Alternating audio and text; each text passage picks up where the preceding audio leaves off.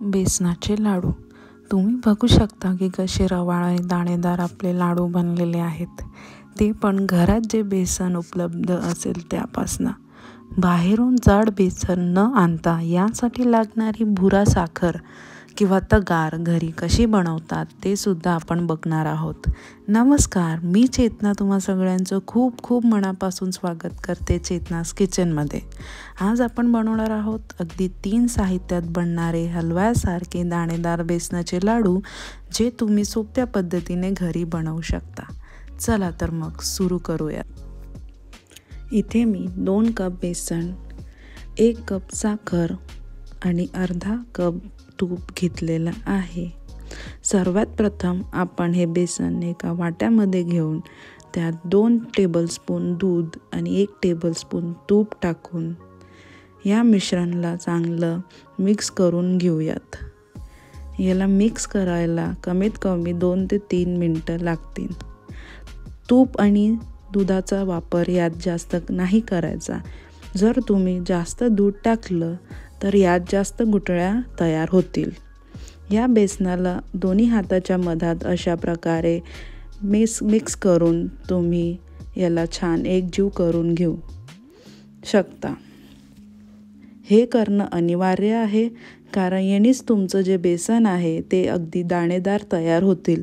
तुम्ही बघू शकता याने बेसनाचा टेक्स्चर एकदम बदललेला आहे. हे मिश्रण चांगलं एकजीव झालं की याला आपण चाळून घेऊया. चाळण्यासाठी बारीक चाळणीचा वापर न करता तुम्हाला इथे जाड चाळणीचा वापर करायचा आहे, जेणेकरून यातल्या जे गुठळ्या तयार झाल्या आहे त्या चांगल्या प्रकारे मिक्स होईल. जर तुमच्या मिश्रणमध्ये जास्त गुठळ्या तयार झाल्या आहेत तर यात घाबरण्यासारखं काहीच नाही आहे. तुम्ही याला मिक्सरमध्ये बारीक करून पुन्हा चाळून तयार करू शकता. जर तुम्ही कंटाळा केला आणि हे बेसन चाळून घेतलं नाही तर तुमचे लाडू एकसारखे नाही बनतील आणि चवेला सुद्धा छान लागणार नाही. तर हे बेसन चाळणं गरजेचं आहे.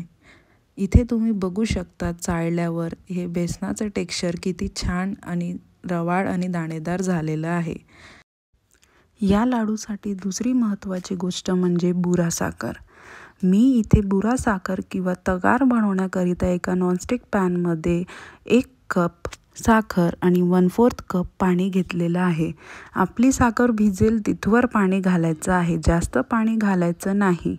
ही बुरा साखर तुम्हाला बाजारात कुठल्याही किराणा दुकानात मिळून जाईल, पण अगदी सोप्या पद्धतीने ही घरी बनवू शकतो हे मी तुम्हाला इथे दाखवणार आहे. बुरा किंवा तगार वापरला की लाडू मस्त दाणेदार आणि चवीला अगदी उत्तम बनतात. यासाठी जमेतोवर नॉनस्टिक पॅनचा वापर करायचा आहे, जेणेकरून ही साखर चिकटणार नाही. गॅसचा जाळ मोठा ठेवून साखरेचा जाडसर पाक तयार करून घ्यायचा आहे. या पाकामध्ये 1 टेबलस्पून तूप टाकायचं, जेणेकरून ही बुरा साखर छान पांढरी होईल आणि त्याला चांगलं चमक येईल. तुम्ही ही बुरा साखर घरी बनवून अगदी 1 वर्षापर्यंत स्टोअर करू शकता आणि कुठल्याही प्रकारच्या लाडू बनवण्याकरिता वापरू शकता. तुम्ही बघू शकता की हा पाक अगदी जाडसर होत आलेला आहे. हा पाक अगदी जाड आणि पांढरा दिसायला लागला की गॅस बंद करून या पाकाला कंटिन्यू ढवळायचं आहे. जसा जसा पाक थंड होईल साखरेचा बुरा तयार होईल. तुम्ही बघू शकता पाक कसा जाडसर आणि पांढरा दिसायला लागला आहे. या स्टेजवर याला कंटिन्युअसली ढवळायचं आहे.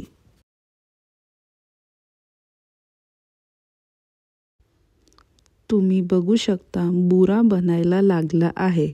जसं जसं हे थंड होईल तसं मोकळासर बुरा बनून तयार होईल.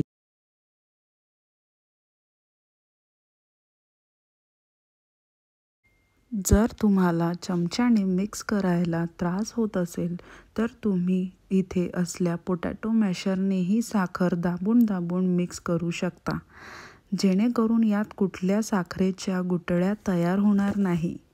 जर तुम्हाला यात गुठळ्या जास्त वाटतील तर तुम्ही याला एकदा चाळून घेऊ शकता किंवा याला मिक्सरमधून बारीक करून काढू शकता। अशी ही आपली बुरा साखर तयार झालेली आहे। तुम्ही बघू शकता अगदी मोकळीसर तयार झाली आहे। आता मी बेसन भाजण्याकरिता एका कढईमध्ये अर्धा कप तूप चांगलं गरम करून त्यात तयार केलेलं बेसन घातलेलं आहे। या बेसनाला चांगलं भाजून घेऊयात। हे बेसन कमी जाळावर भाजून घ्यायचं आहे। जर तुम्ही मोठ्या जाळावर बेसन भाजलं तर वरून हे बेसन खूप लाल दिसेल आणि खायला कच्चं वाटणार आहे। सुरुवातीला बेसन सुखं वाटेल, पण जसं बेसन भाजलं जाईल तसं याला तूप सुटेल। जर तुम्हाला वाटत असेल की तुमचं बेसन खूप जास्त सुखं दिसत आहे, तर तुम्ही यात 1 टेबलस्पून किंवा 2 टेबलस्पून जसं तुम्हाला वाटेल तसं तुम्ही तूप घालवू शकता। जर तुम्हाला वाटत असेल की तुमचं बेसन जास्त सुकं दिसत आहे, तर तुम्ही त्यात 1-2 चम्मच तूप टाकू शकता। कारण कधी-कधी जास्त जुनं बेसन असलं की त्याला भाजायला तूप जास्त लागते। किमान 15 मिनिटं भाजल्यानंतर बेसन सोनेरी रंगाचं झालं आहे आणि तूपसुद्धा सुटलं आहे। याला एका प्लेटमध्ये काढून घेऊयात। बेसन भरपूर गरम असल्यामुळे थोडं मिक्स करायचं आहे, जेणे बेसन लवकर थंड होईल। एकदा आपलं बेसन थंड झालं की त्यात तयार केलेली बुरा साखर किंवा तगार घालून याला छान एकजीव होतपर्यंत मिक्स करून घ्यायचं आहे। अशा प्रकारे याला मिक्स करून घ्यायचं आहे, छान मळून घ्यायचं आहे। मिश्रण एकजीव झाल्यावर जर यातून लाडू बांधायला त्रास होत असेल तर आपण यात गरम केलेलं 1 ते 1.5 टेबलस्पून तूप घालूयात। तूप घातल्यानंतर तुम्ही बघू शकता की आपले लाडू छान असे गोल गोल तयार होतील, न हे पिघळणार न जाड होणार। जर तुम्हाला हवं असेल तर तुम्ही यात ड्रायफ्रूटचे काप करूनही घालू शकता, पण बेसनाचे लाडू असेच खायला खूप छान वाटते। तुम्ही इथे बघू शकता की अशा प्रकारे मी इथे सगळे लाडू बांधून घेते आहे। यावर तुम्ही पिस्ताचे काप लावून सजवू शकता।